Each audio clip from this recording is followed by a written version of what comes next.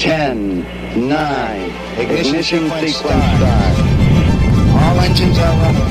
Liftoff, and the clock is starting. Roger, the clock is operating. We're underway. It's one small step for man, one giant leap for mankind. And as we hitch up our overalls and spit us some tobacco, it's time now for Kerbalcast episode 49. There's ore in them there hills. You load 16 tons. What do you get? Well, you get a full fuel tank for one thing. I am your LNP, that's Lunar Module Pilot BiffAldrin, and with me as always, Command Module Pilot CMP NosTromo. Coming up in today's program, we work the black seam together. It's our progress in the game. Kettlewell Mode Redefined. Amy K joins us for her review of KSP 1.0. Getting off the ground with Freetoss Flight Fundamentals. And your letters and tweets in the mission briefing. By the way, I want to say something to you. Oh. Happy anniversary. 1 year. Oh, yeah.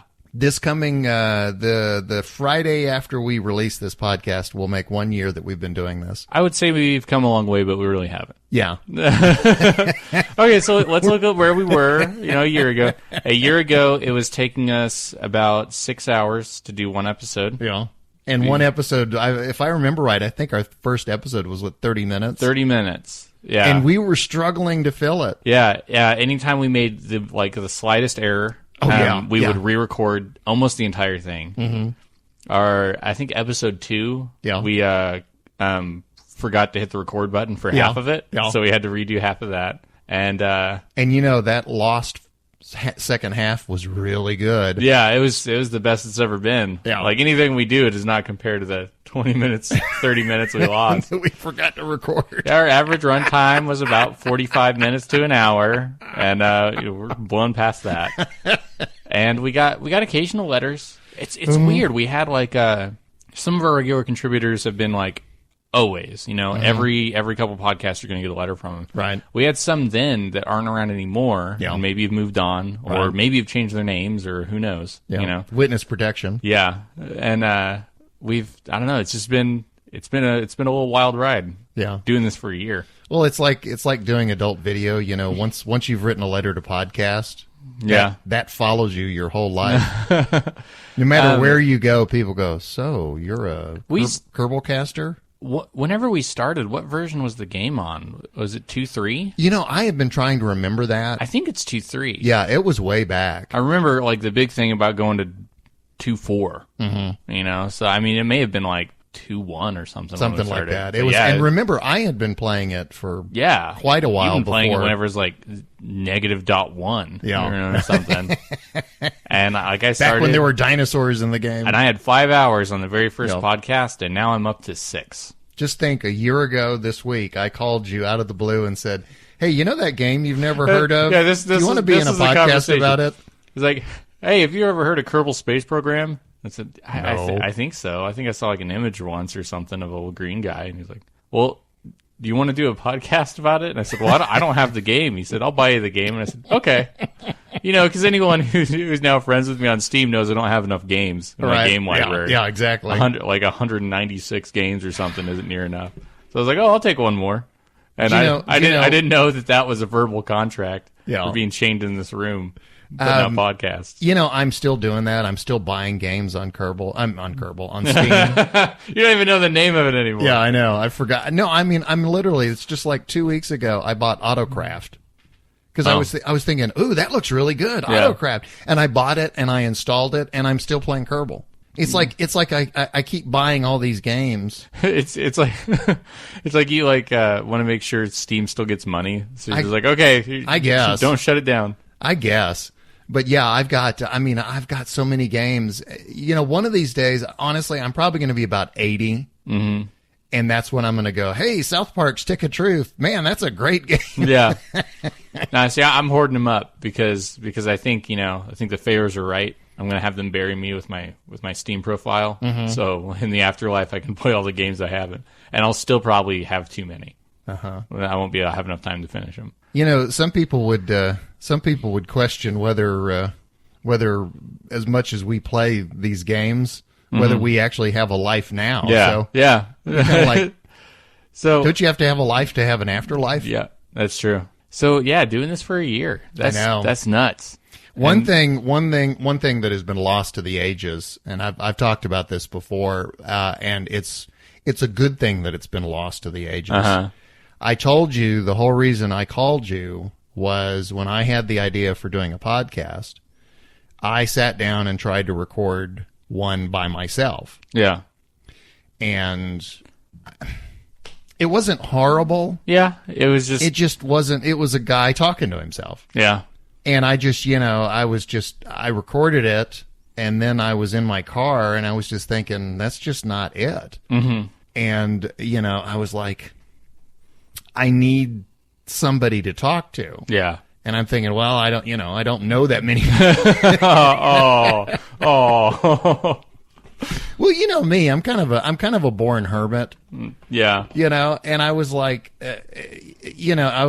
I immediately thought of you because you and I, that's one of the things that we've always had in common is we're both, we're both just game nuts. Mm-hmm. And because I was trying to think, who do I know that plays Kerbal? And it was like, nobody. Yeah. And we hadn't talked in a couple of months. years. Yeah. Yeah. Like a long time. Yeah. It'd been a while. And even whenever we talked, it was kind of brief. And it was like, hey, just catching up. Well, we'd bump into each other at Walmart or. Yeah.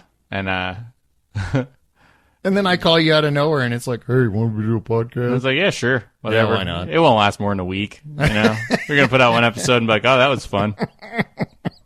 Then be done with it. Little did we know we'd become we'd become the nexus of a little Kerbal community. And we're still about, 50-50 for audience. We half of them are U.S. and the other half's the rest of the world. Yeah. And we have contributors that now bring in audio segments, and we have a soap opera. Yeah. That was more than just the 15-second soap opera we had. Yeah. I remember when you first introduced it. You're like, all right, we're just gonna try it. We're gonna just try as the Kerbin. I was like, all right. Yeah. Well, we'll see where it looked goes. you looked at me like I'd lost my mind. Yeah. But you did. So. What I laugh about is when you proposed Beginner's Minute, I totally ruined your idea. Yeah, it was actually going to be constructive. Yeah, you came up with this idea of, you said, well, let's do Beginner's Minute, and it's going to be me focusing on one issue and actually being informative. And I immediately went, no, let's do it this other way where we've got a buzzer and music and I do stuff and try and throw you off, and it just devolved into what it became. Yeah. It's like you had a constructive idea and I immediately destroyed it. I had a friend who was like, "Oh, Beginner's Minute, this will help. I don't have don't have a lot of knowledge on the game." And he's like, "This didn't help at all." Yeah. And you're still traumatized. Yeah. It was a good run, Beginner's Minute.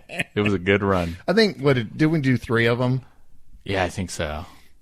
After that third one, you went, okay, I'm done. Yeah. I've had it. Yeah.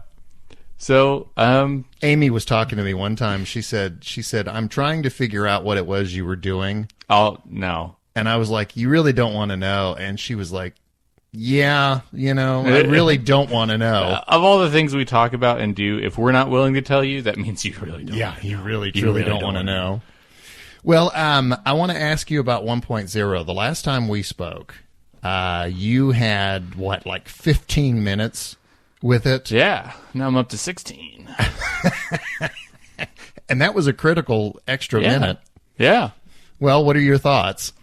I am still getting used to it because it's the aerodynamics model, and that really changes things to the point to where I don't have a good control system yet. So the slightest move in the wrong direction sends me tumbling. Even with SAS? Yes, even with SAS. Okay. So which was nice that you start off with the ability to have SAS. I talked about that for a while, how I really didn't like that your rookie pilots couldn't turn on SAS. Yeah. So that was good. Whenever you take off, though, I'm kind of doing it like the old, kind of straight up and then over. The old, heresy way of doing it. Which is the L shape. Where you go straight up and because I can go straight up, no 90 problem. degrees. Yeah, and then I'm banking 90 degrees. But you the parts, and this is only because I was used to a previous way of doing it. The parts are scattered through research differently. So I haven't gotten a decent fuel tank yet. Really? Yeah, it's most of them have been small. I've gotten boosters and things like that, but I haven't been hurting for money, which is good. Okay, you know, because the previous ones I felt like I was in a chokehold, you know, financially. But if I break those milestone contracts, that gets me enough money. And what I like about it, and it's funny, there's a letter that says the opposite. But what I like about it is they give you enough money to where it almost feels like kind of like you're doing a campaign. Mm-hmm. If you do well enough and if you break enough of these records, it gets you a lot of media attention, which gets you a lot of money, which lets you buy better facilities. Oh, wow. You know, so it's like that's the way I see it in the game, you know, because completing these research things aren't going to bring in a lot of money. But breaking a land speed record, that's going to bring a lot of attention, which brings a lot of money. Right. So where before you would have to do those contracts to get enough money to upgrade your buildings, now it's if you do something big, flashy, and cool, it breaks in a lot of cash, and you can use that to upgrade your buildings. And then your contract money and some leftover milestone money can be used to, you know, do the big things, you know, do the other stuff that will make you more money.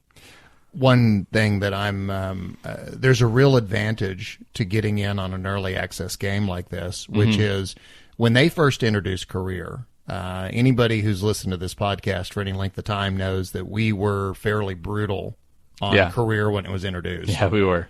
I remember at the time saying something to the effect of, "This is meaningless. You know, there's no purpose here." Yeah. And then when they added more elements to it, it was like, okay, now I see it. Yeah. The fact that each time they've done an update, Career has gotten that much better. And the Career that you're describing now sounds to me like fun. Yeah, like it has a purpose. Yeah. Yeah. And I like the fact, because a lot of times when you get a game that has been, you know, when it's quote unquote finished, you know, a lot of times you find yourself with a game mechanic saying, like what we said, there's no purpose to this. Yeah. I don't understand it. It doesn't work. It's no fun. It's blah, blah, blah. Well, that's what you're stuck with. With an early access game, it's like they went, okay, here's the bare bones of what we're going to do. And then they kept fleshing it out to the point where it's like now, it's this really great. And you'll be talking with people, or like, you know, either through forums or through, you know, making your own podcast or something. And you'll talk about these changes and whether or not you like them. And it gives, you know, if the company like Squad is receptive enough to that, it can shape and mold the game to where a game that was just released, you know, no early access, just goes straight out. They're done with it. Yeah. You know, they're like, we're done. You know, like maybe we'll make some changes or tweaks, but mostly it's going to be bug fixes, you know. So it's like, we're done. I was when MaxMap said that that they listen to us because they like to listen to how we're playing the game, because you and I approach the game differently. Yeah. And he said that they like to listen to kind of hear how, you know, two people are approaching the game. And he also talked about how he likes to Steam spy, you know, where he goes around and Twitch spy, where he finds people that are fairly new to the game and he watches how they approach the game and what they do with it. And, you know, when he said that, it was that's an experience I've never had before. Yeah. You know, the idea that the game developers themselves are actually watching me play. You know, when I was playing Minecraft, I can guarantee you nobody from that company was watching me. Yeah. You know, but for him to say, yeah, we listen to kind of hear what you do. Yeah. And, you know, and he has said, you know, the first time we interviewed him, he said, you know, there were times when, you know, Biff would say he was doing something and we would be going, why is he doing that? Yeah. You know, no, that makes no sense. You know, but I mean, I think it was kind of, I think it was a learning experience for both of us. Yeah.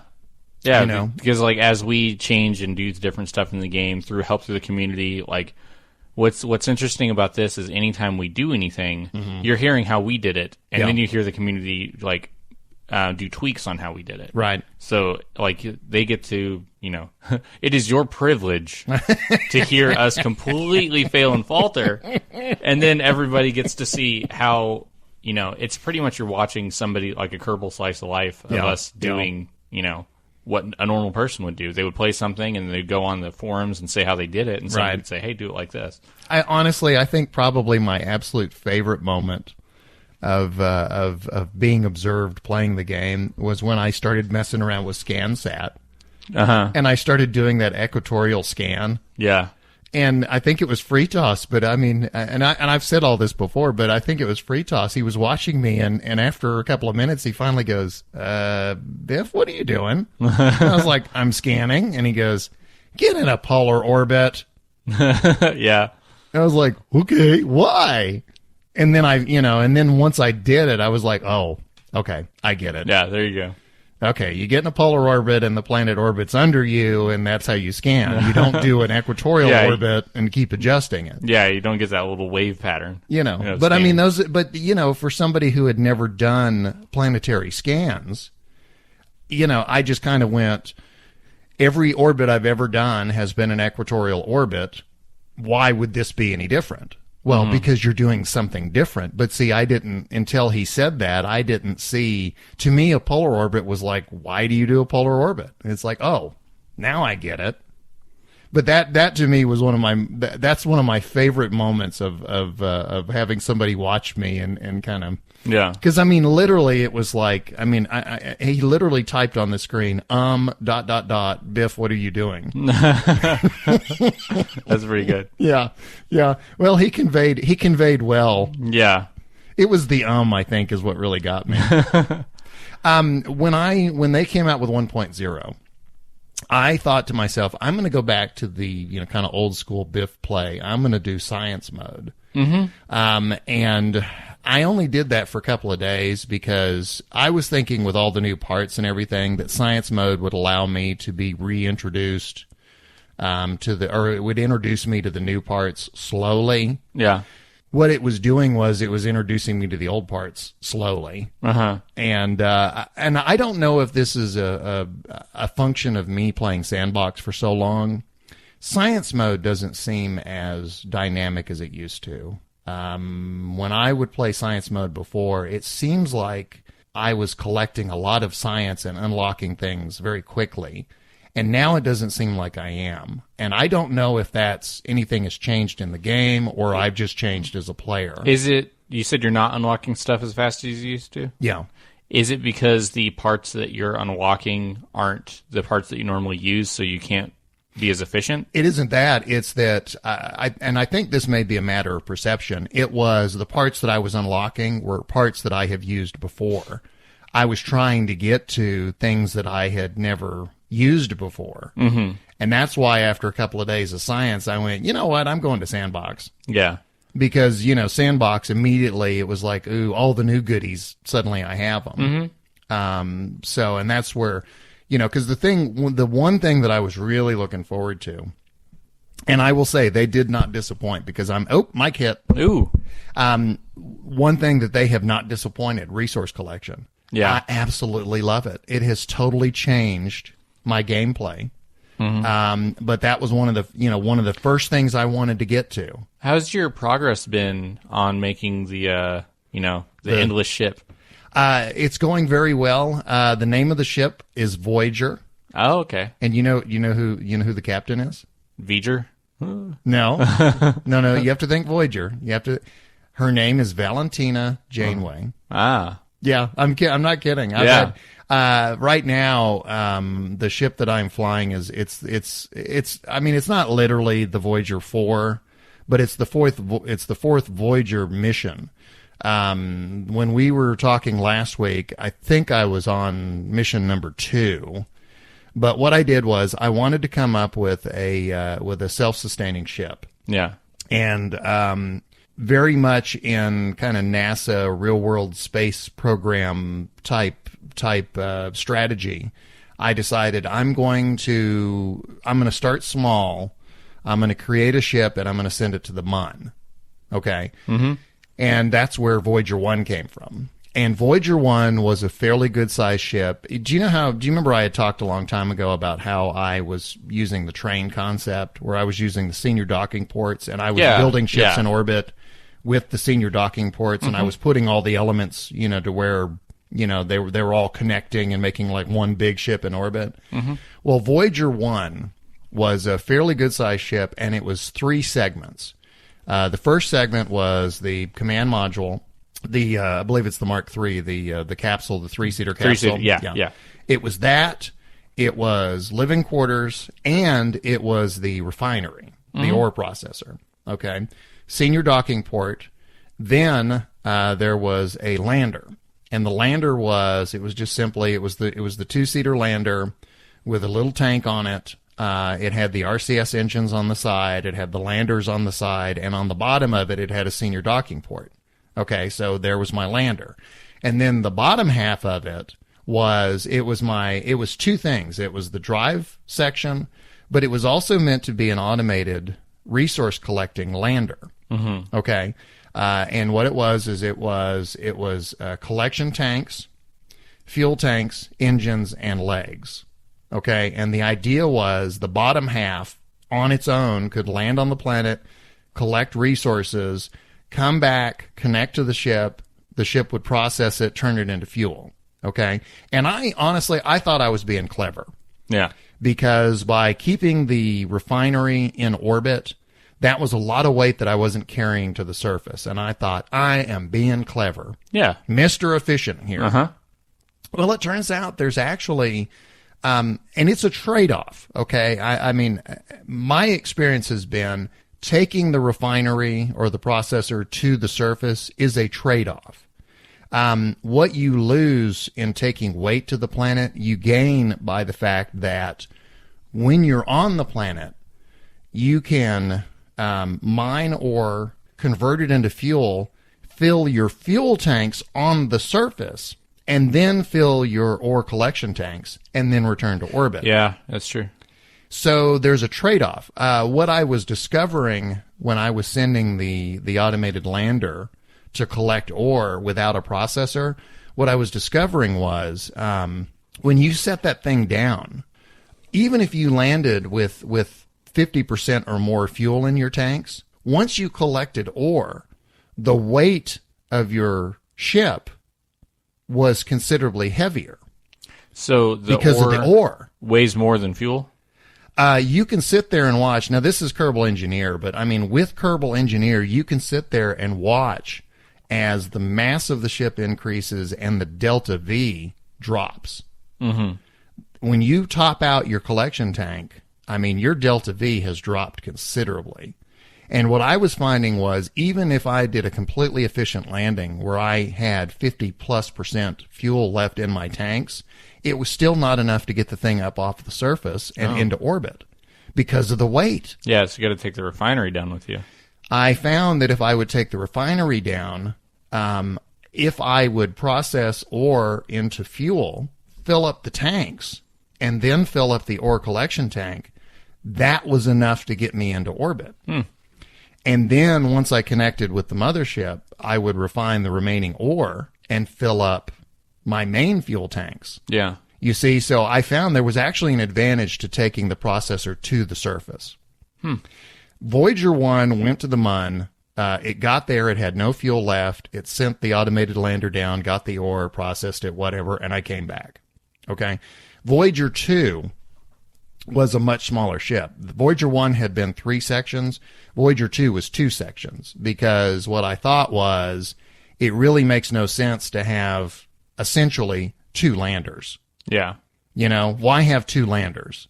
So Voyager 2 was the command module, the 3-seater, living quarters, a senior docking port, and then the automated lander, which was the processor, a collection tank, some fuel tanks, some engines, and some landing legs. Okay? And I went back to the Mun, landed, collected ore, refined it, blah, blah, blah, the whole bit, and came back. Mm-hmm. That's when I realized, you know, it really makes no sense to do that either. Voyager 3, which is the one that has stayed, it's the same. Voyager 3 is the final version, and another copy of it is Voyager 4, and it went to Duna. Yeah. But Voyager 3, basically, the entire thing is one ship, and the whole thing is meant to be a lander. The command module, the 3-seater command module, the refiner, the collection tank, the fuel tanks, and everything. I mean, it's literally the entire thing is designed to land on the planet itself. Do you just do a 3-seater because it's fun, or just because it works with the ship? I guess. I don't know. So they're not lonely? Yeah, I guess so. Well, I mean, you know, the idea. I know this is unnecessary. And that's part of why I jettisoned the living quarters. But there's a part of me that's trying to do kind of a nod to, if I'm going to do a self-sustaining ship that isn't coming back to Kerbin, I mean, they've got to have some room. Yeah. You know what I mean? Yeah, I know that's dumb. No, you have your kindness settings on. I guess. I guess.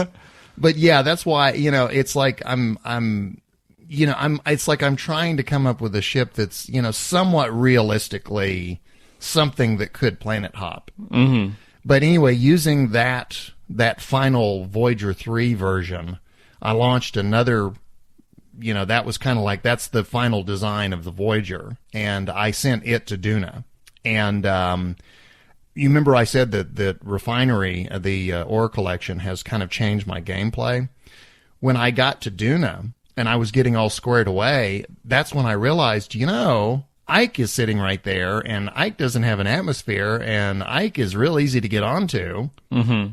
And, so it's almost like, rather than go, hey, I'm going to go to Duna, if my goal is to fill up my tanks, then Ike is a better choice.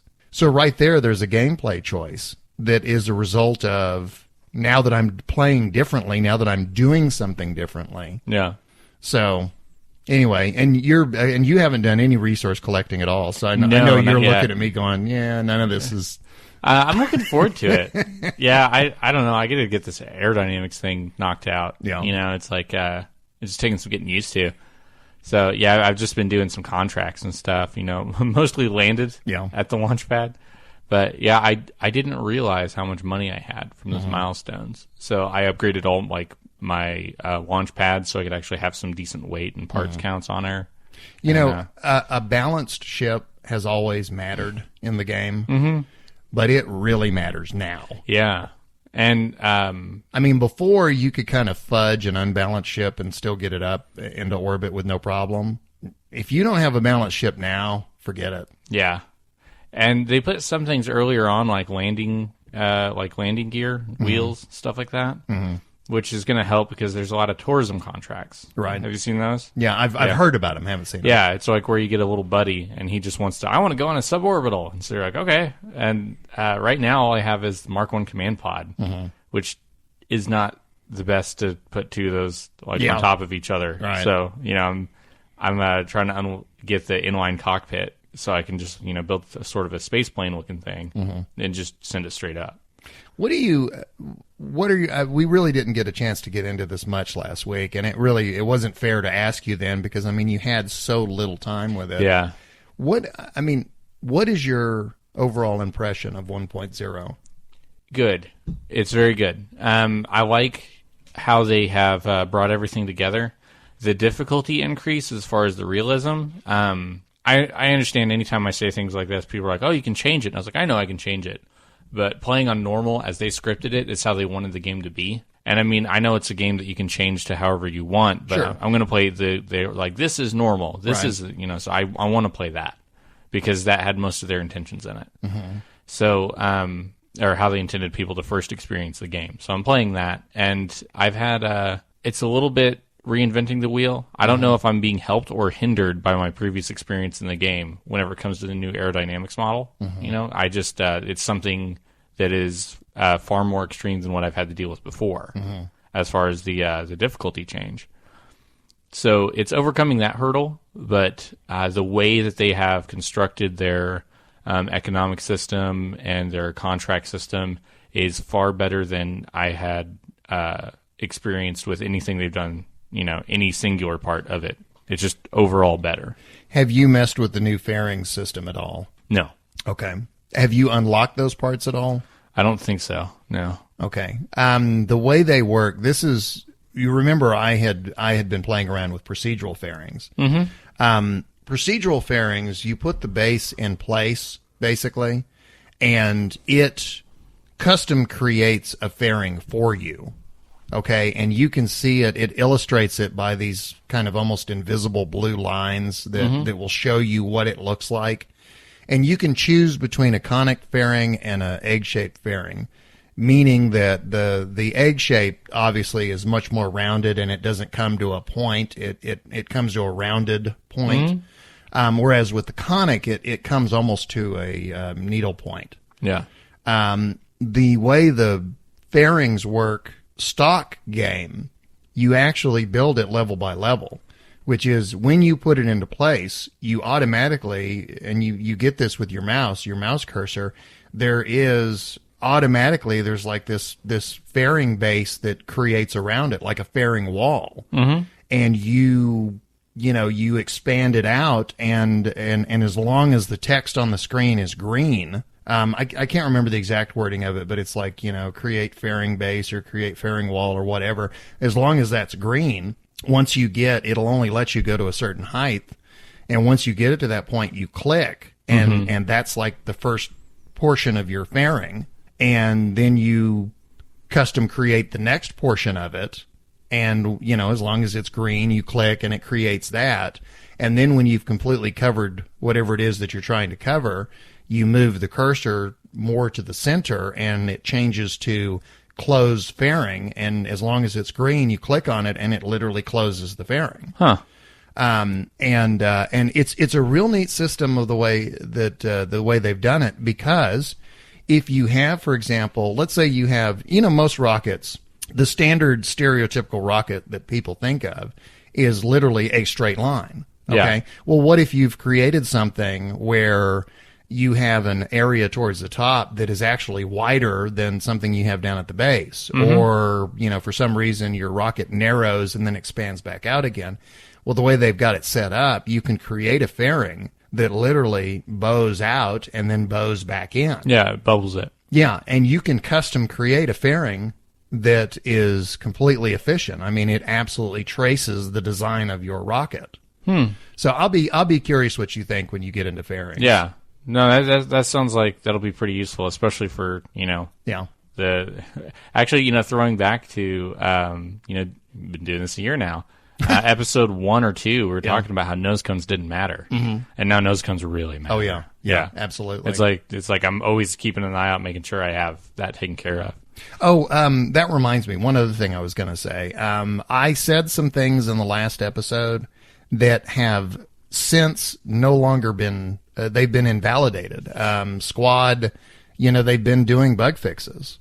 And some of the observations I made in the last episode are no longer true.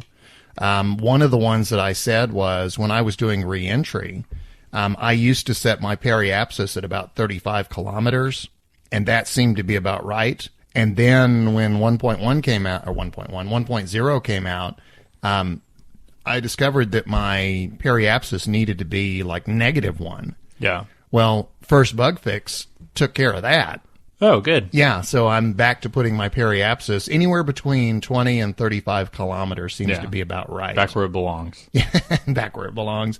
But yeah, there's some things that I had mentioned before. I said that if you time warp after you've jettisoned your fairing, all the pieces disappear. That's no longer true. In less than a week, Squad has already invalidated some of my initial impressions. Yeah. So, it's amazing how quickly this game is evolving. Yeah, you have very quick responses. Yeah. There was a review in the Washington Post this past week.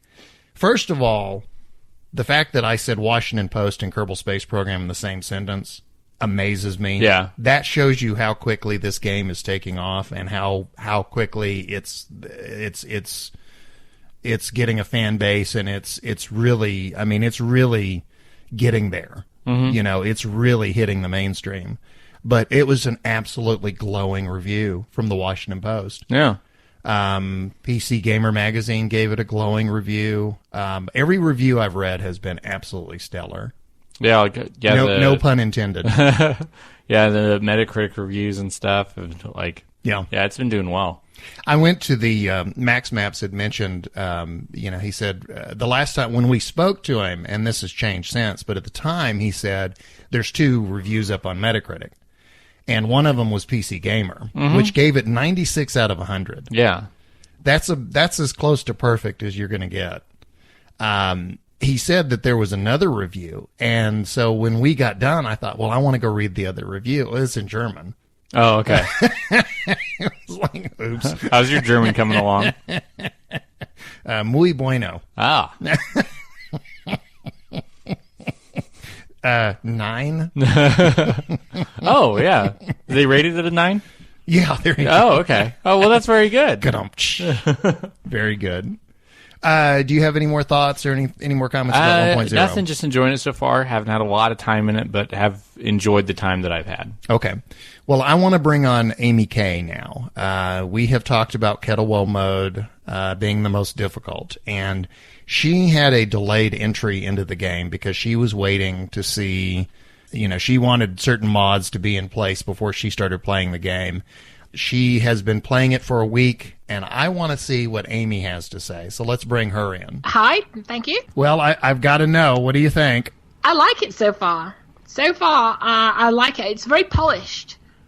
There's little things I like. Like, I know this was mentioned last episode, but I love that you don't have to go a certain distance and then stop just to get the contract, and then go another certain distance, then stop to get the next 22k, 33k, etc., etc.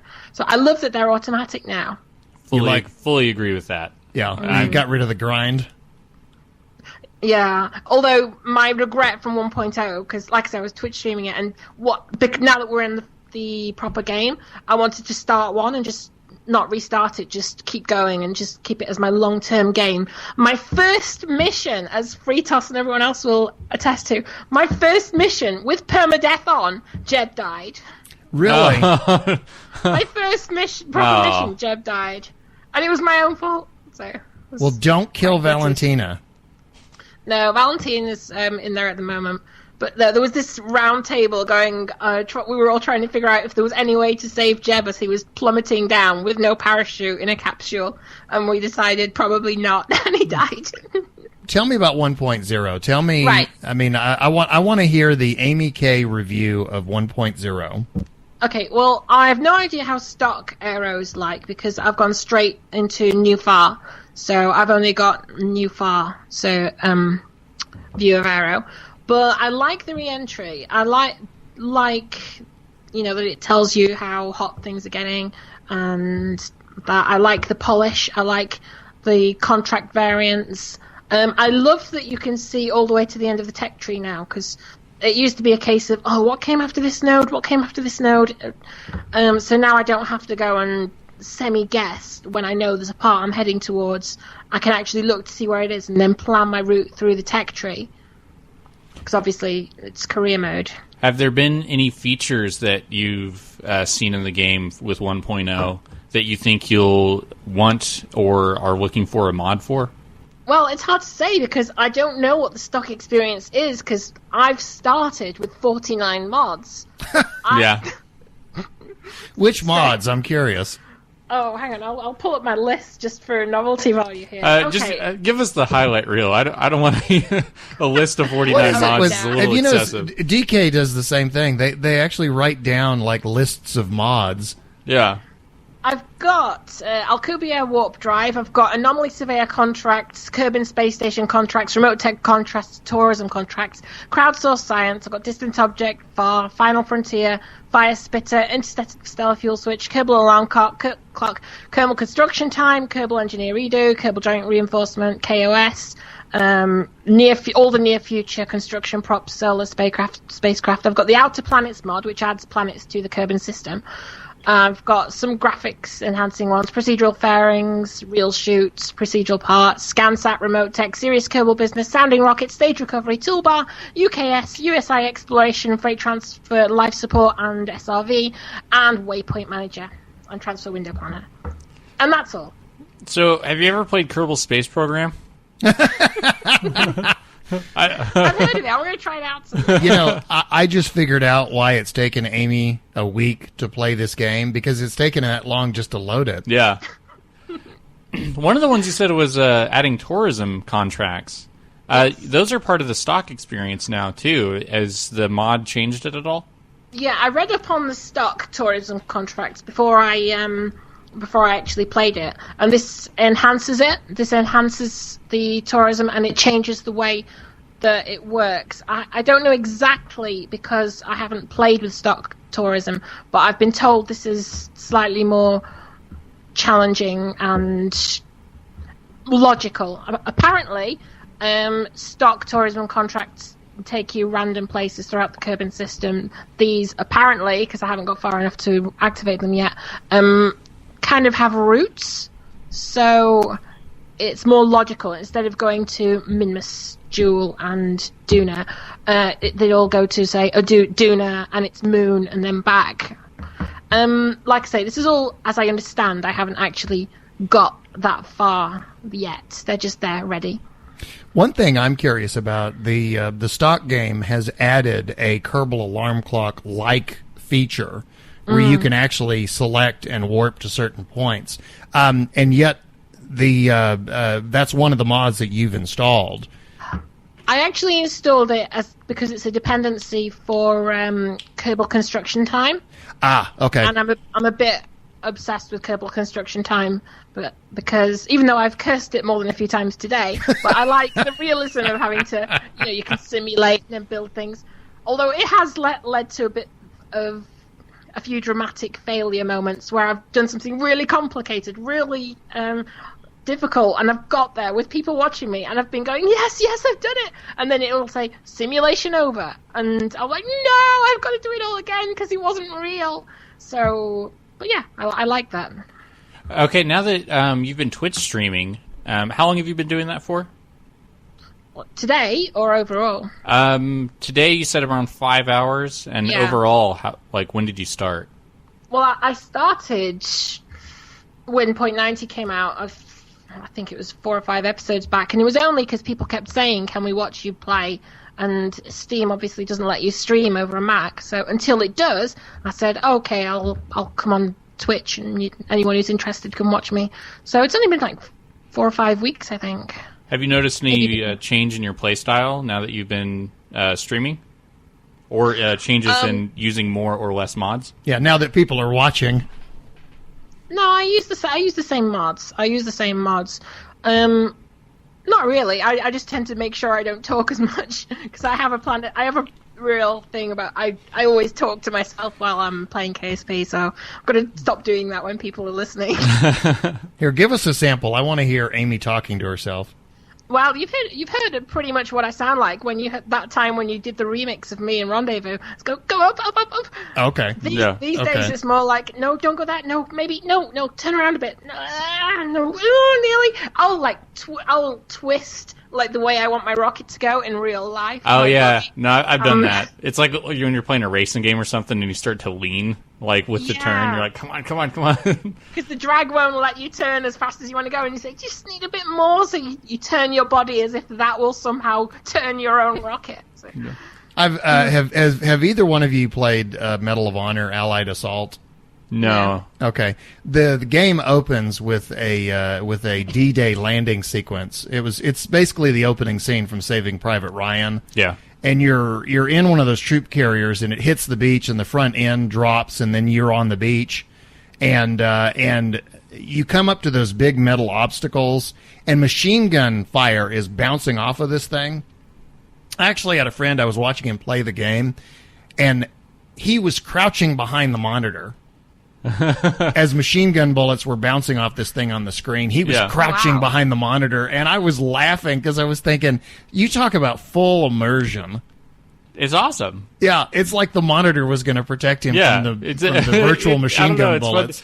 Like, it's whenever you'd be playing I was playing Dead Space, and like I was like tensing up more and more, like my body was like raising up. I was like, no, as I was trying to run from something. Well, it's like watching people at sporting events, Yeah. I don't know. It's like they try to will the basketball, try to do it. I have a question for you, Nos. Have you actually looked at the new tutorials that they've created for 1.0? Not the tutorials menu. Like whenever you first open up and they have they introduce a facility and they say the tutorials, I haven't actually looked at the tutorials themselves. That was something I planned on doing this week. I just didn't get the time. So in order to have something for progress, I just played the game. But I think I'm going to try to hit them next week. Yeah, I had a quick look and they're pretty good. I thought they might. They're definitely going to help me. And with the more advanced side of KSP. If they're going to help you, they're definitely going to help me. You know, that surprises me because to me, Amy should be doing the tutorials. No, I'm still in beginner territory. I'm just, hardcore beginner. Yeah, I'm not buying it. I know what beginner territory for you is. Beginner territory for you is advanced for the rest of us, so. No. So, well, you said that you have not played the stock aerodynamics. You've played it with FAR installed from the beginning?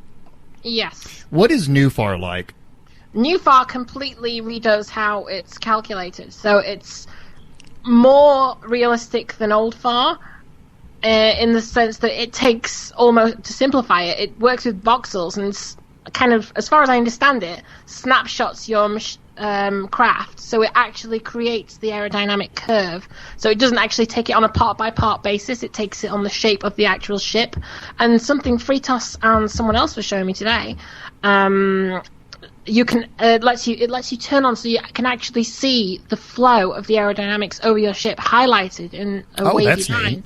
It is really cool. And then there's another one that I didn't quite understand. Freetoss and someone else, I forget who it was right now, I think it was Wonderswan, was describing the other line that was showing me, I forget what it was, but it was really, really impressive. I said at the time it was really impressive. Wow. Like I mentioned badges, yeah. Well, I'm glad to hear that you're enjoying 1.0. So far I am, yeah. So okay. What's the next thing you're going to try to do in the game?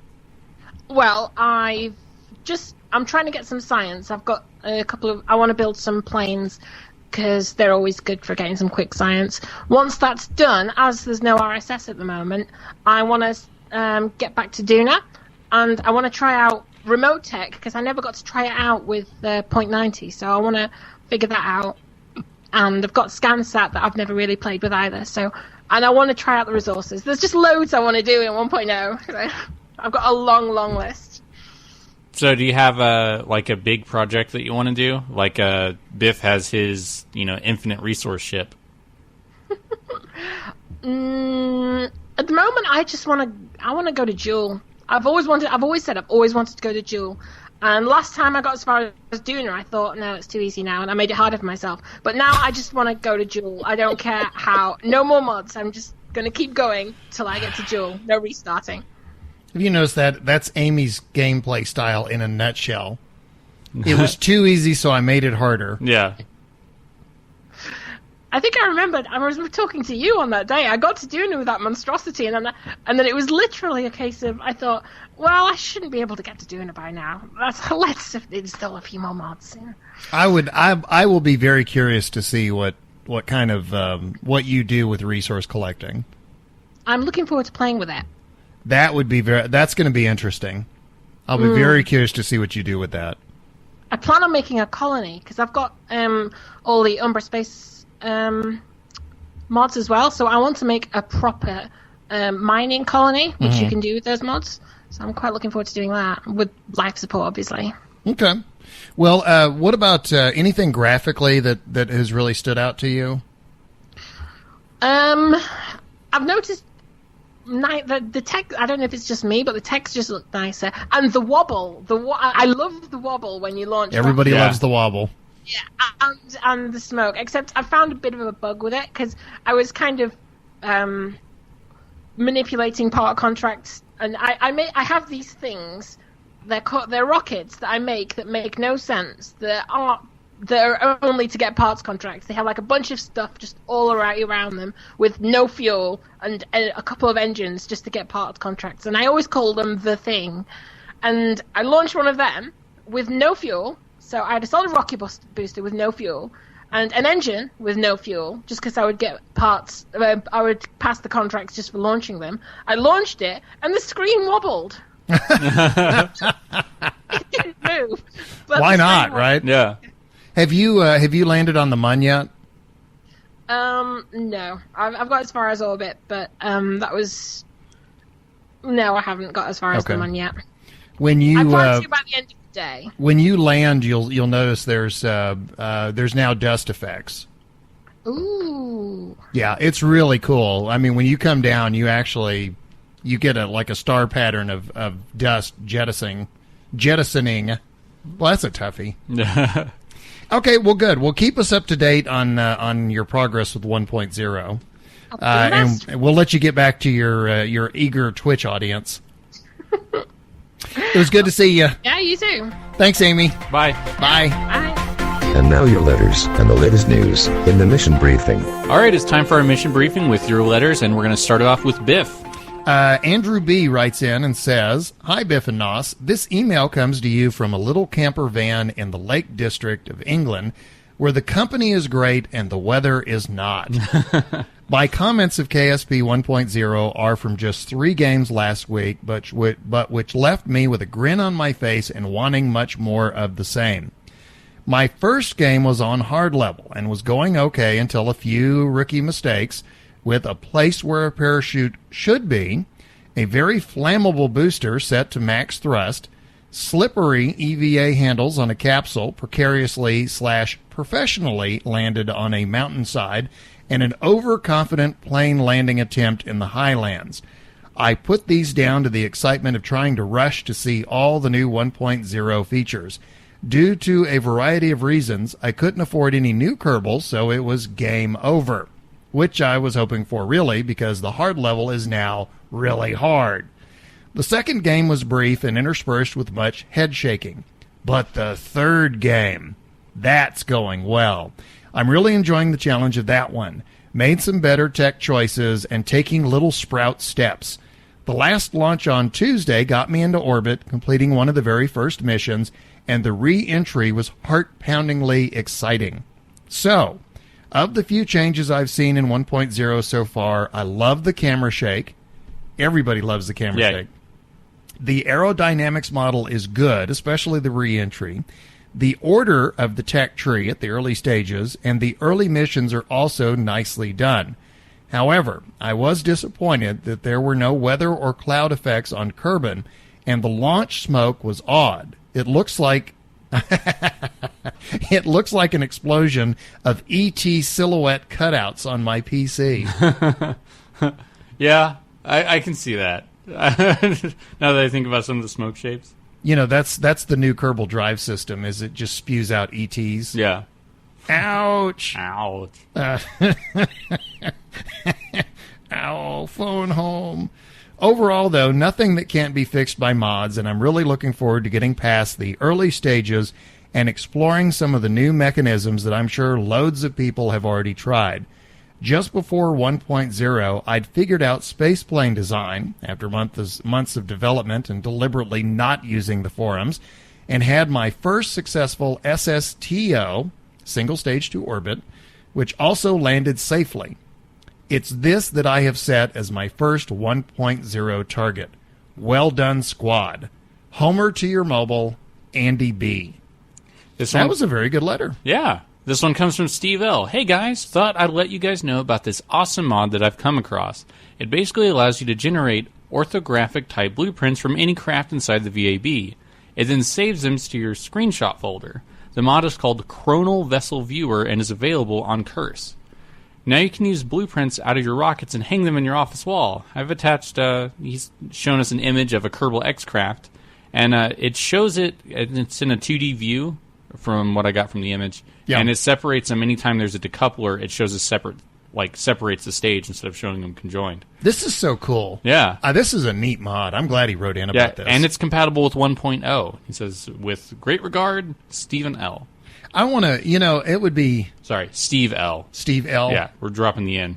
Stevie L. It was killing our Delta V, so we dropped it. Little Stevie L. I suspect that may be why the previous letter talked about the weather and cloud effects aren't in there. I suspect that may be why Squad didn't put that in there, because they're still trying to wring performance out of the current game engine. Yeah. I suspect that's why they're doing it. This is a neat mod. Thank you, Stevie, or Steve. Now you got me doing it. Thank you, Steve L. I'm going to put a link to this mod when I post this episode. It's really cool, and that would make for some neat artwork.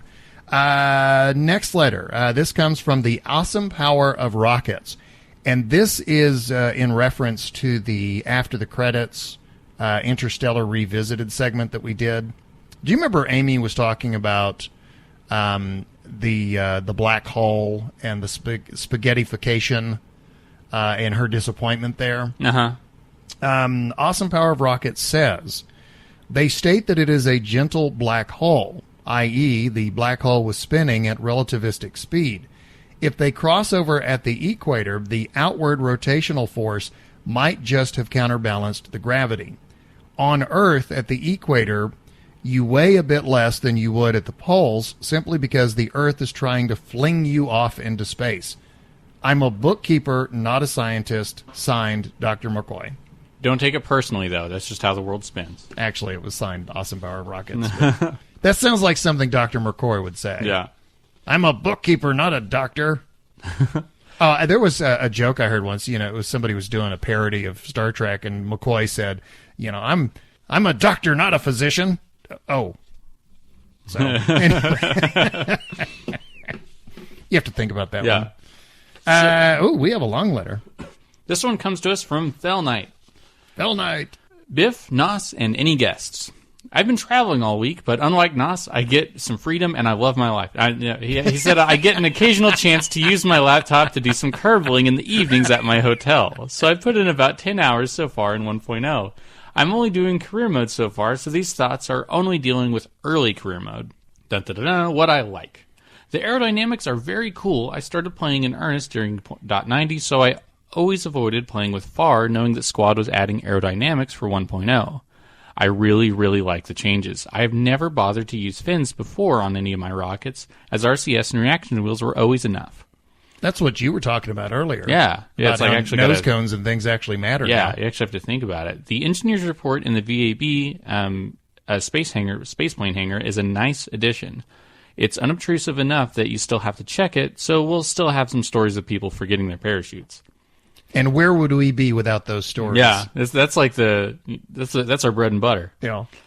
Being able to climb all over your craft while on EVA really helps before you unlock ladders.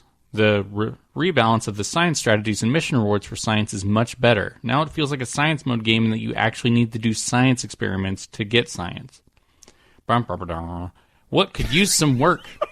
Re-entry heat. I've had my pods randomly explode on re-entry from what should be, from previous knowledge, a safe trajectory from deadly re-entry. The biggest issue is that it's not obvious that the craft is reaching critical failure until it happens. I'd like if right-clicking a part showed its temperature as it was done in deadly re-entry. I would like that too. I was talking about the Voyager ship. When I did, I sent a remote lander separately, and it docked up. And when I fired my engines, it used to be in previous games you could fire your engines directly over other parts and it would not affect them temperature-wise. Yeah. Now it does. And those suckers retain heat. My the bottom stage that had been in line of the engines, I mean, we're talking like quite a time later, and it was still glowing red. Yeah. And I kept right-clicking trying to get a temperature reading on it. And I couldn't. Oh, yeah. But it would be nice to have that. Yeah, I bet. Parachutes. They fixed a bunch of issues in 1.0.2. At least chutes can now burn up during re-entry, but I'd like it if they went back to having the default first opening point of the chutes at 5,000 meters like before, especially with some of the parts testing contracts. I've had to time warp for minutes at X4 just to land, which is kind of annoying. The world's first and records contracts are way too overpowered. It is too much too quickly, in my opinion, and I'd suggest that the rewards for those records should be cut in half. G-forces. I really think that there needs to be an option for excessive G-forces to kill your Kerbals. I've done at least 27 Gs, and no effect other than Jeb smiling even more. That's because his cheeks were being pulled back. I was going to say.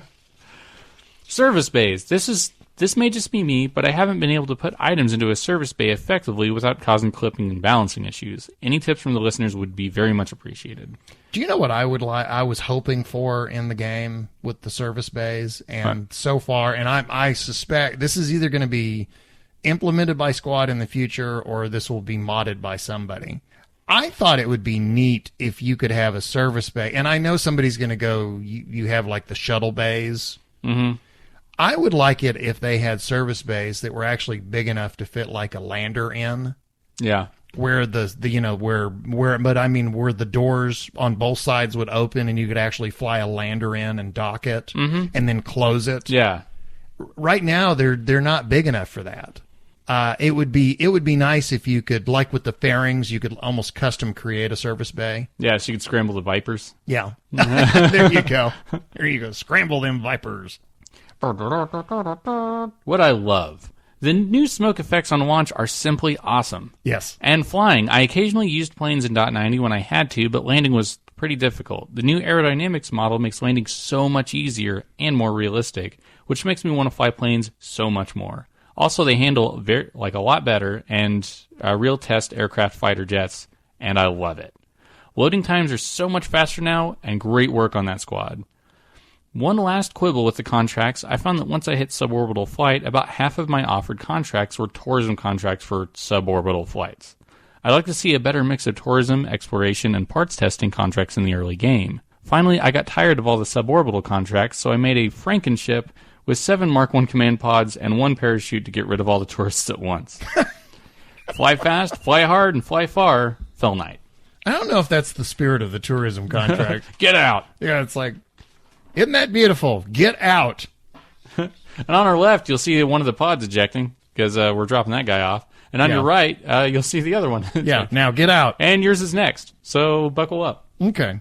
Next one. This is the Mark Watney challenge, and this was a fairly long letter, but out of this is in reference to the book The Martian. Mm-hmm.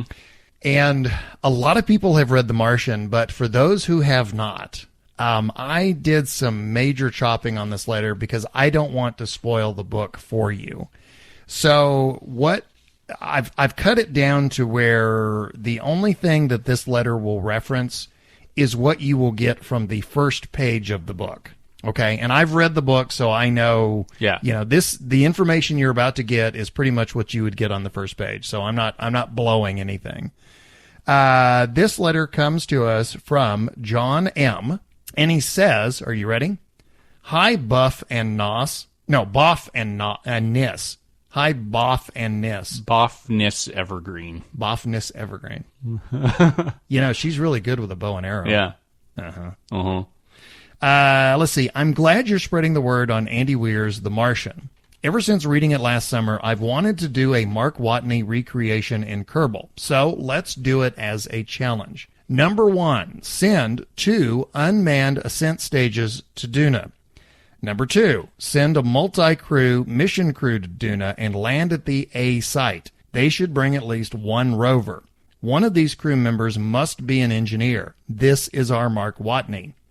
Number 3, evacuate your crew, leaving behind the engineer. There you have it. I will not say any more. For those of you who have read the book, you can fill in the blanks as to what the rest of the challenge would be. My understanding is there's a movie coming out in November starring Matt Damon as Mark Watney. When that movie comes out, more people will, those who have not read the book but have seen the movie will know.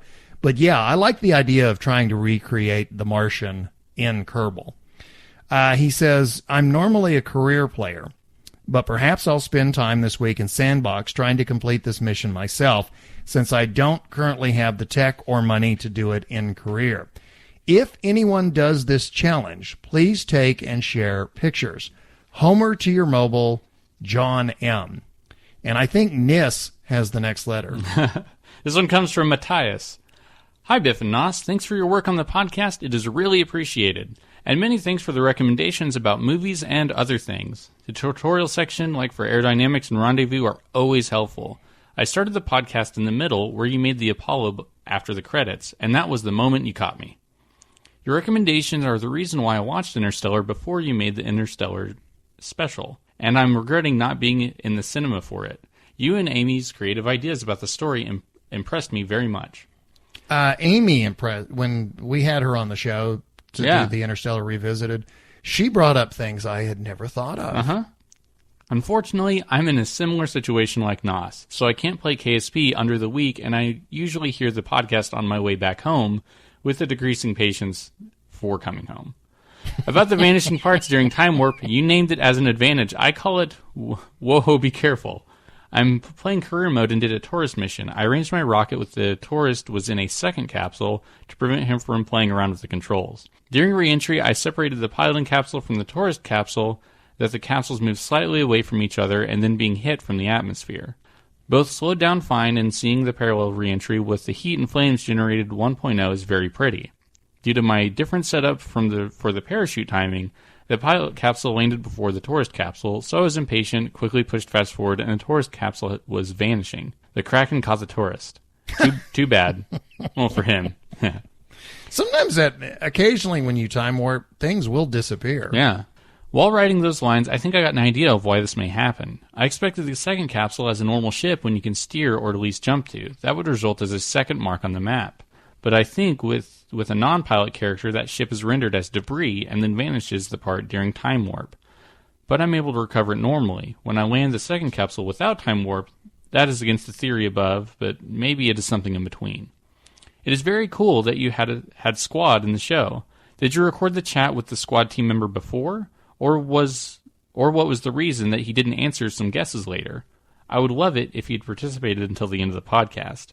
Can you please share the link to the I Explode Kerbal shirt? I'm still looking for it. It's cafepress.com. Which, and I know that, obviously this podcast will be heard at all kinds of times. Yeah. Right now, as we record this podcast, Kerbal shirts are on sale. Oh. Now, that may not be true by the time this podcast comes out. Yeah. So get on it, people who can't hear it. Maybe in the future it'll be back on sale and that line will be relevant. Yeah. Who knows? By the way, creating and flying aircraft is not difficult. Not. Best regards from Germany. Fly safe, Matthias. Yes, we recorded... us recording, I mean, we kind of do it in one take, but sometimes we do retakes, and though you're listening to about a 2-hour podcast, we're probably doing this for usually around 3 or 4 hours. Yeah. So we don't really want to subject anyone to sitting that long with us for any reason, no less to make a podcast. So we recorded the interview with Max Maps, and then, we used it later. So we recorded everything else afterward. Yeah. So at any time you think, like, why didn't he answer that question? Oh, he wasn't here. Right. We got questions ready and we asked him. So if any new questions came up, I mean, it was after we'd already talked with him. Yeah. We don't want to subject anybody to, 6 hours of recording a podcast. we want to show them the best of us if that exists. Yeah. So... And Nos is being polite. What he's really saying is he doesn't want to subject anybody to me for 6 hours. Which I understand, All right, subject us to this letter. Okay, I will. Actually, this is a good letter, so nothing to subject. But this is, we got another Stevie. This one is We're rolling Stevie. in the Steves. We got, Are you rolling in the Steves? You know how we have like... What was that? Oh, you haven't Steely Dan reeling in the ears? Oh, okay. I thought that was like a bad Adele... they're rolling in the deep. Rolling in the Deep? Yeah. Wow. I'm not going to sing it. I'm not going to put anyone through that. Boy, that's an age thing right there. Yeah. You know how we have our little running jokes, Diarrhea Planet, and all that kind of stuff? I think a new running joke I'm going to sing every episode. Oh, that's I'm gonna take that's a new selection. Every podcast, I'm going to take a selection from Dr. Horrible. I think that will add my new favorite part. What, the fast forward? No, the one it ends. No. Hey, a man's got to do what a man's got to do. A man's got to do what a man's got to do. Okay. We already said we're going to read Steve's letter, and I think it's impolite to not start reading Steve. I think we're reeling in the Steves. Yeah. Okay. Hey, Kerbalcast team. First, the update. I'm loving 1.0. The whining on the forum has been annoying, but the update is fantastic. That's what forums are for. Yeah. I play with a metric ton of mods, including far and deadly reentry, so 1.0 aerodynamics hasn't been a huge shock. I always start a new save/career every update and play stock for a while before adding mods back in, having a blast. And now a mission report. After unlocking the 909, Val went for a Mun orbit mission to collect some sweet, sweet science. She over-engineered the ship. I believe this was on purpose as a quick back-of-the-envelope calculation later. Val was going to try for a landing. Everything went perfectly. As Val and Science safely in the pod, she returned to Kerbin with very little fuel to spare. Not to be outdone, Jeb tried a repeat of the mission landing in a different biome. Ascent profile wasn't as smooth as Val's, so he had a little less fuel, but not to be outdone by a girl, decided to push on. Landing went fine and the mission was looking great if you ignored the dwindling fuel supply. Of course, on the return, he ran out of fuel just before making lunar orbit. Grabbing the Science, Jeb bailed out and pushed on escaping lunar orbit with only his EVA pack. With a little work and the longest, gentlest series of aerobraking maneuvers, he was in a stable LKO, ready to be picked up by Val. Homer to your mobile, Stevie C. And it just keeps going. This one comes from Stephen D. Are you serious? Oh my God! We're rolling in the Steve. We're rolling in the Steve. We're changing. We're changing the name of the podcast. You've heard the Steely Dan song. No, Reeling in the I don't ears. know. I don't know. If I heard it, I'd be like, yeah. But this Biff version, I'm not sure if I can interpret it. Hi guys, I'm new to KSP and I've only played. Hey, you already fit in. There's plenty of Steves. And I feel so old. And I've only played the demo thus far, but I can see myself chipping away at the career mode very soon. Sorry, Biff. I only heard of the game through a couple friends about a week ago. I'm an avid podcast user, so when your cast came up, I subscribed and I've started listening. Please stay. Please stay. I must say it's great. The length of each will take a little getting used to, but I don't mind the pop culture thrown into it, albeit Biff on some tangent. I'm catching up on the lingo. What now? Say that again. What? I'm catching up on the lingo, but there's a lot to learn, especially as my astrophysics is lacking hugely. Hey, I'm in the same boat. My recent love of space exploration comes from a mild Elon Musk man crush. Is he a he who must not be named? No, you can always name him. No, you can name him. I think that he's set out to achieve is great, so we can agree to disagree if so, and we don't. We agree. Anyways, I'm sure I'll start pestering you guys soon for ideas and methodologies, but for now, what are the chances of a segment for new players? Not necessarily regular, but a chunk sometime. If I'm able to wing it and figure things out, but it would be nice, especially if explanations involve the background stuff, not just do this because it works. Okay, well, our next letter is from Stevie J. No. Actually, the way we would normally say this is I would, you know how we usually do like the first name and then we abbreviate the last name? Mm-hmm. Because of the alternate meaning this would have, okay? This letter, instead of doing our normal naming scheme, I'm going to do it in absolute reverse. This letter comes to us from J. Arthur. Hey guys, I recently discovered your podcast while looking for more Kerbal things to fill my life with after discovering this wonderful game. I want to become a semi-regular contributor to the show, so I'm doing a lot of catch-up. Currently, I'm doing the Populate Kerbin Challenge, and I've decided to take it to the next level. I have put 2 Kerbals, a man and a woman, in every biome on every continent. So far, I have all the biomes on the Space Center continent covered. It's actually very challenging to play the game this way. Since the Mark II lander can doesn't fly very well after detaching the rockets, I've missed a few times. So far, though, I've only had one mishap involving my engine crashing into the side of my craft. That was not a mic. Yeah, that was a table hit. We've never had a table hit before. I'm about to flip it. Flip this table. Take a drink. You have to drink like the whole. If you get a table hit, you have to take you have to drink the whole bottle. Oh, the whole bottle of water. Water. I would never advocate. Yeah, it's important to stay hydrated. That's right. Yeah. So far though, I've only had one mishap involving my engine crashing into the side of my craft and tearing one of the landing legs off. Keep up the good work. I hope this podcast goes on forever. Sometimes it feels like that. Especially if you're listening. Fly safe, and if you can't fly safe, then fly dangerous. If you're wanting to populate Kerbin and you're putting men and women all over the place, then you need to install the very popular Big Daddy Love mod. Oh, yeah. You know, where it's like, oh, baby, you know you want to populate the planet. Come on. Let's see if we can get that landing leg I to imagine work. that being Valentina's voice. Jeb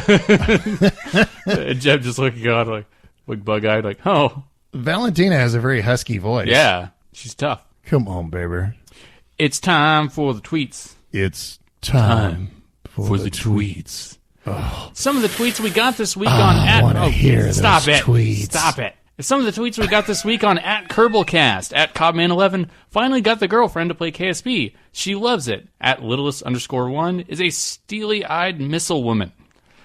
Okay, you remember that a couple episodes back you were making funny comments with each one? Yeah. You have to do it. You've started a tradition. This will, I hate to tell Cobman11 this, but this may cause a rift in your relationship, and she may say, I got too much Delta V. I gotta go. I gotta launch. I gotta launch. It's time for me to go retrograde. But seriously, though, it's important to, the couple that Kerbals together crashes together. There you go. Yeah. That none of these sound optimistic. No, they don't. You take her out to launch. Haywood Floyd. Ow! I've left the Biffian Path of Enlightenment. I've left the Biffian Path of Enlightenment playing career now. Little does he know that converting over to Gnostianism is very welcome. We always welcome more into the cult of Nos. Maybe we should go back to where you don't make the little jokes. @GhostShark20. Okay, I must hate myself. Considering using remote tech, Chaos, MKS, and USILS for my next 1.0 career. Oh, the Kermanity. Oh, the Kermanity. I'm not familiar with the language of acronym. Yeah, I didn't even. I was in a hurry when I was transcribing these because a lot of times I look these up. Yeah, and I was racing to get these written up before you got here. So I am. You know what though? I am familiar with their Kermanity. Oh, the Hindenburg and Herb Morrison that was the first. Are you ready for this? The very first radio remote. Was the landing of the Hindenburg and it blew up. I'm not kidding. Wow. I'm not kidding. Yeah. They actually, and you know what was considered a live remote unit? This is not a joke. They actually had a portable, it was actually recording onto a disc. When the Hindenburg blows up and he yells, it burst into flames, you hear it cut out. Yeah. It's because he screamed so loud, he caused the needle to jump its track. And the engineer was trying to get it back. Huh. But the humanity comes from that. When the Hindenburg was blowing up, the guy was into the microphone. He was saying, the humanity. A back motor to the ship is just holding it just enough to keep it from...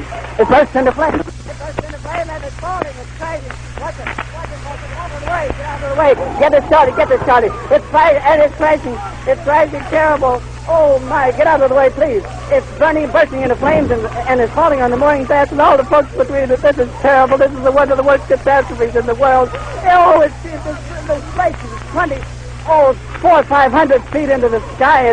It's a terrific crash, ladies and gentlemen. The smoke and the flames now, and the frame is crashing to the ground, not quite to the mooring mast. Oh, the humanity and all the players are just screaming around it. Anyway, that's a complete digression. Yeah. I was going to say... I had to give a shout-out to my man, Herb Morrison. Oh, okay. For Ghost Shark 20, yes. Much like a shark, if he ever stops moving, he dies. So he must continue to download mods forever. I'm wishing I hadn't asked you to do that. @Mittenpo, I can't build the way I did before. System won't allow me to snap on parts the way I want. No fun. No fun. Aw. I'm sorry, Mittenpo. @Lanyard73, regarding Big Bang Theory, Nos, during the eating scenes, they never actually insert food into mouth. They're just pushing it around. That does not help. That only makes it more gross. That makes it worse. Yeah. Nos said, if you haven't heard the previous episode, Nos said that the reason that he has trouble watching The Big Bang is because so many of the scenes take place with them sitting around eating, and he has difficulty watching people eat. Yeah, it's not so much the chewing; it's just the general thing. I don't know. I won't, like, if I'm around somebody, I won't eat unless they're eating. Right. Like, I would have to be, like, hungry and desperate or, agreed on beforehand that I'm going to eat around you when you're not eating. Yeah. Otherwise, like, I'll go into another room, eat by myself, and then come back. Like, and they may be pushing food around, but I do know that there are instances where they actually do eat. Yeah. I mean, I have seen them actually eat. Yeah. I don't know. I still can't get over it. Well, I told you, I can't believe it. I think I got caught off guard when we were talking about this last time. I told you the reason, my biggest problem with Big Bang is I can't get into the Leonard-Penny relationship. Yeah. Because I honestly believe it's doomed to fail. Right now they're young and, they're in the romance phase and they're all crazy and nuts for each other. But I think that once they actually settle in, I think their backgrounds are so dissimilar. Mm-hmm. I don't see them lasting. Yeah. And that's kind of my problem is I feel like, I feel like Leonard is going to at some point kind of go, I really can't have a conversation with Penny. Yeah. I don't know. I know I wouldn't watch him eat. At Jacob Orth 1, there are new names for every engine. Hammer, Flea, Spark, Thumper, Whiplash, Rhino, Nerve, Swivel, Mammoth, etc. Dasher, Dancer. Actually, around Christmas, they should have a whole set of engines that are the reindeer. Dopey, Sneezy. I would love to see an engine called Sneezy. Yeah. You know what it does? It just, all of your Delta V is in short little bursts. Yeah. And then from Freetoss, new Thar impressions. Way faster, way less forgiving, way more realistic, potential awesomeness, approach with caution. Yeah, that's a good definition. I was Amy was talking about how she had waited for Thar before she started playing the game. I would love to have heard what she thought of the stock aerodynamics in 1.0. But she jumped right into Thar. Yeah. So I'm because to me the stock aerodynamics are similar, very similar to what Thar used to be. Mm-hmm. So, and I'm not at the stage yet where I'm ready to jump to new Thar. Yeah. Because I'm enjoying 1.0 as is. Yeah. So you need to relax in some way. Yeah. Let's see. I'm trying to remember the mods I have in. I don't actually have a list like everybody else apparently. Yeah. I have the very first one I installed was Kerbal Engineer. To me, that's critical. I did put procedural fairings back in. ScanSat has now updated, so that's in. And I told you I had created an automated lander. I actually, for the first time in a long time, installed MechJeb, and I put that on the automated lander so that it is truly automated. I can actually tell it to do something and then go off and do something completely different. Yeah. But I think that's it in terms of mods that I've got in. So I don't have a whole lot in right now. But those are the ones I believe I have in. I am still at 0. What is that, 4? Yeah, I think so. Okay. I'm still at 0 because I'm holding out. Well, you're trying to do the whole career thing. Yeah, but there's one mod I will get. The vanilla career thing. Whenever there's one mod I've been saving myself for. The Big Daddy Love mod? No. RCS Fart mod. Yeah, there we go. Whenever it's there, that will be the first and only mod I get.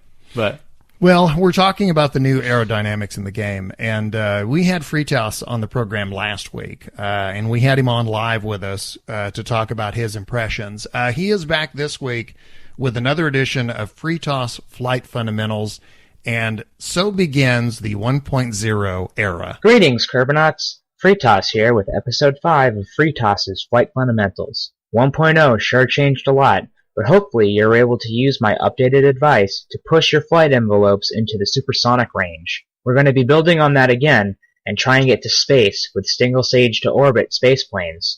Believe it or not, the jump from a supersonic aircraft to a true space plane is relatively simple. You just need to make 2 additions. You'll need a rocket, an oxidizer, and a lot of fuel. If this is your first spaceplane, my biggest piece of advice is to keep things simple. Less is more. I know I like to give you trouble for overbuilding your rockets, Biff, but this really matters.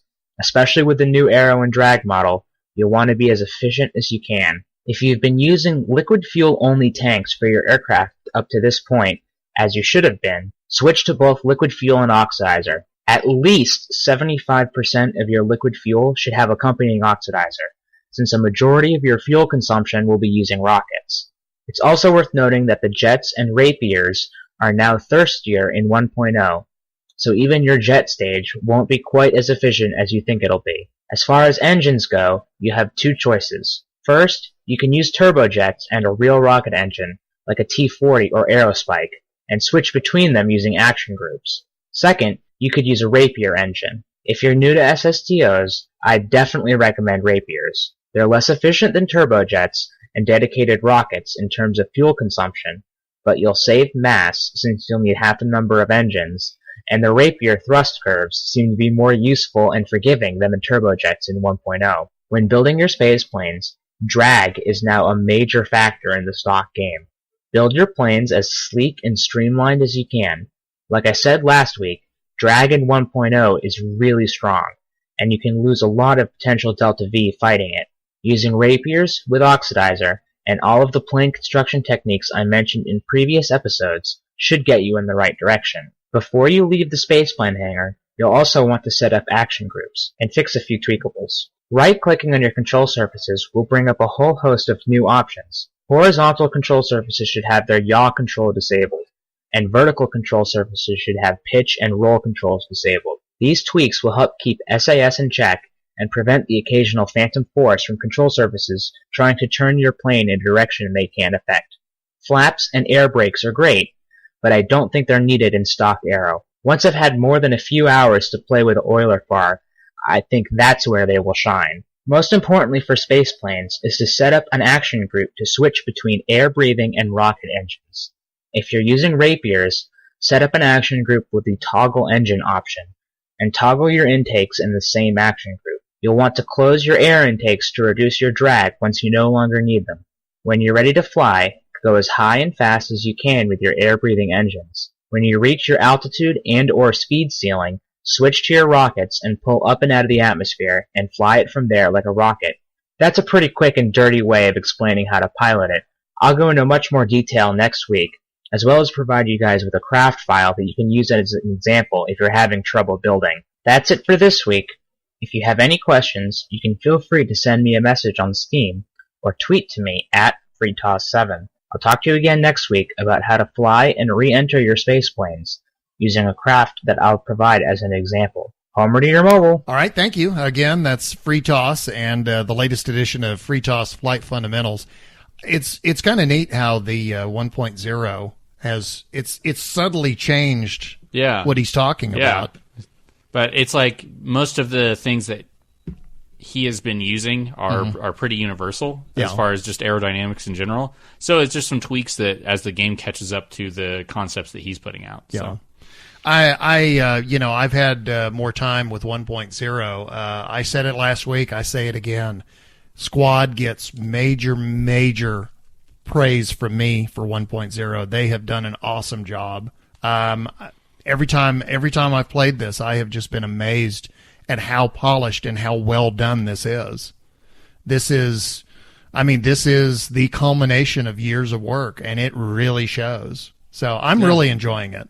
I have to say, I'm really enjoying it. I hope our listeners have really enjoyed this. This is Kerbalcast, episode 49.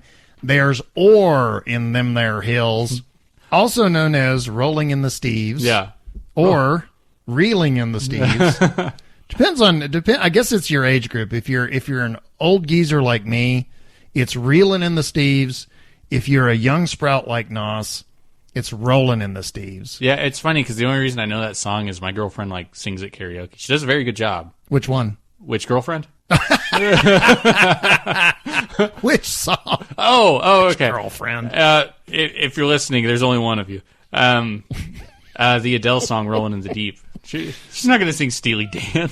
Well, I don't know. I don't know, maybe. Hey, when karaoke clubs first came out, and this may not be true anymore because I haven't been to them in a long time, but karaoke clubs, when they first started at least, there were two songs that every time I went, I guarantee you I would hear. Yeah.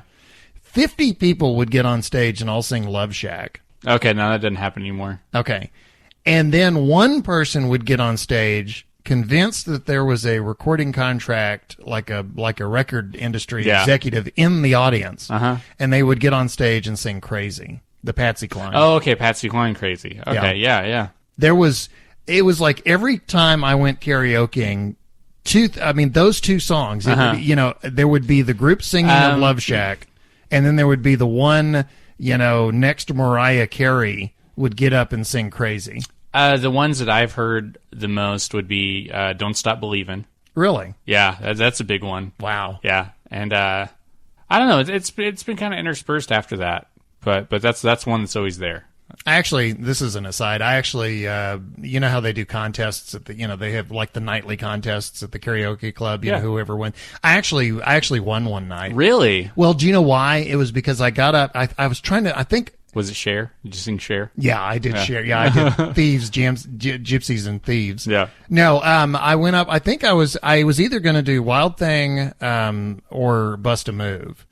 And the DJ was having trouble getting the song queued up.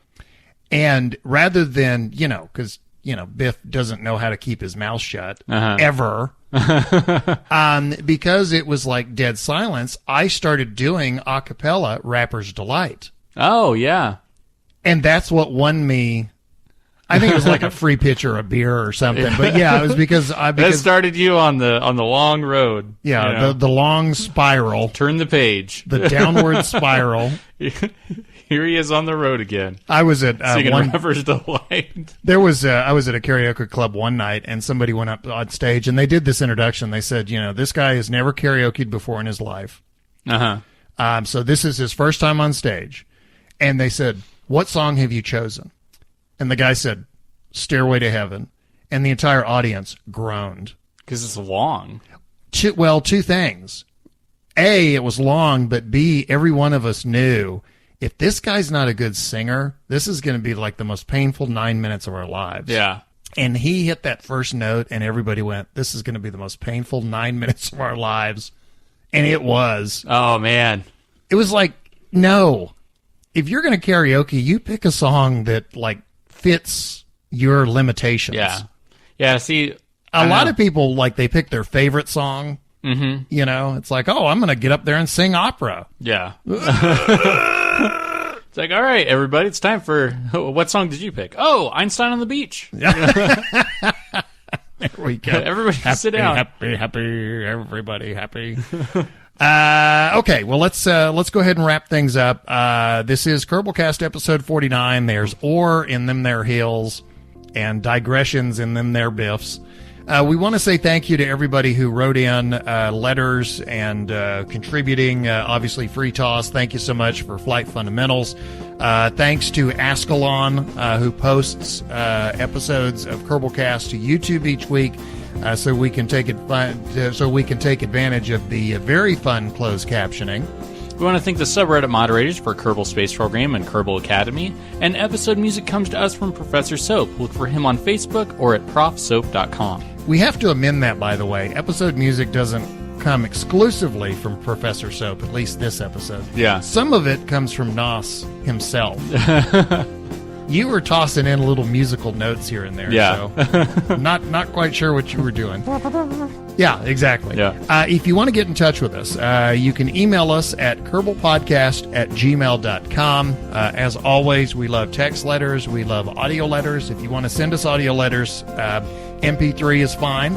You can also follow us on Twitter at Kerbalcast. You can also subscribe to us on iTunes and also give us ratings there, and we much appreciate that. And all episodes of Kerbalcast can be found at kerbalpodcast.libsyn.com. And you can find us on Steam, BiffAldrin, and NosTromo. And if you would like to support Kerbalcast, you can donate to us at Patreon. Is that right? Yeah. Patreon.com/Kerbalcast. And that does it for episode 49 of Kerbalcast. There's ore in them there hills. I am your LMP, Lunar Module Pilot, BiffAldrin, our CMP, Command Module Pilot, NosTromo. Until next time, happy Kerbaling.